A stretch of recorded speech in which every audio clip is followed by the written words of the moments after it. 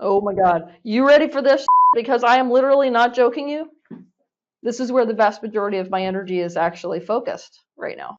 Containment is the thing that women need the most from men, but that's something that men have a hard time understanding as a standalone concept. And I've written literally over 50 pages on this concept alone. So it's something that you can kind of dive deeper and deeper and deeper and deeper around. So if we start at the highest level, you can think of masculine containment as being kind of like a relationship between a clam and a clamshell. If the feminine is that clam and the masculine is the clamshell, they really don't exist without each other is the reality. That's the thing about to accept about polarities, because without each other, there's a lack of a kind of there's a lack of something when one doesn't have the other.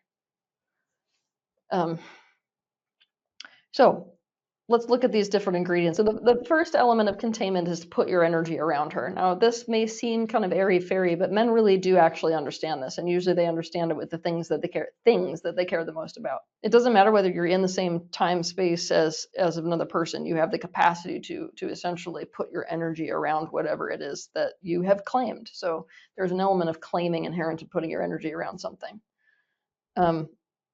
Which brings us to the next, and I would say most important element of masculine containment, which is positive ownership. Now, that's a very loaded term to use with people in general, both males and females, because we have a negative association with the concept of ownership. But positive ownership is literally the best thing there ever was. You start to understand the concept of positive ownership when you think about a man with his car or a man with a garden that he loves.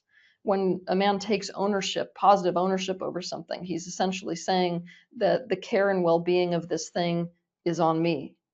And so now you start to see what manifests as a result of that is the caretaking of the best interests of whatever it is that he is taking ownership of.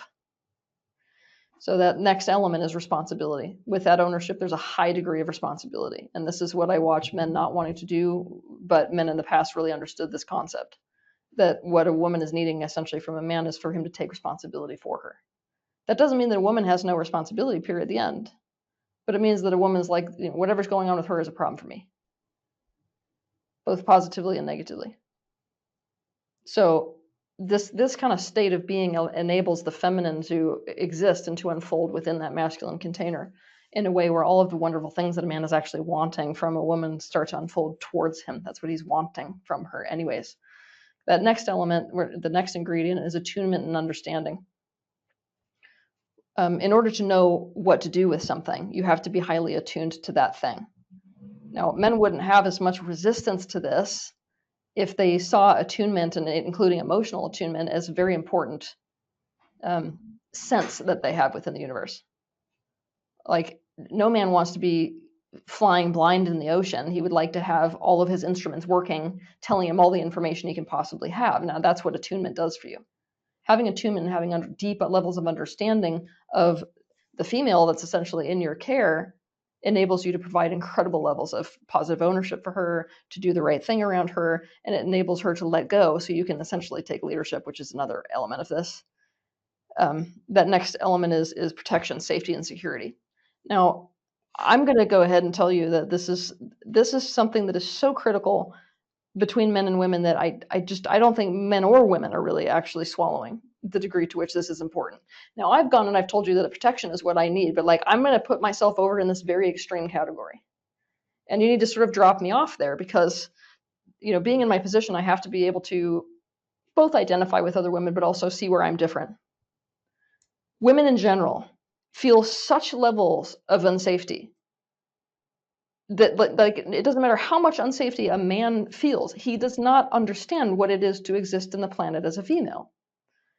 Women are literally existing here kind of like prey animals. We're like constantly in a state of fear. And so when the masculine container is there, providing that element of security and protection and really taking responsibility for creating the tonality of security and safety in the relationship and in life, that's one of the primary elements of containment. The next one is around support and availability. Like, it's essentially, I'm here for you. I am available to you. I'm here for you. Relax as a female, ironically, creates a paradox effect whereby she needs you less when she knows that she's got that. The next element is to provide structure, direction, and leadership. it sounds like three separate things, but structure, direction, and leadership are masculine traits, which very much are a part of containment for a female, and she very much relaxes into those things, especially provided that he's acting in a way that is trustworthy. And then creating and controlling the situation is an element of containment as well. So you've got those. That's the primary, let's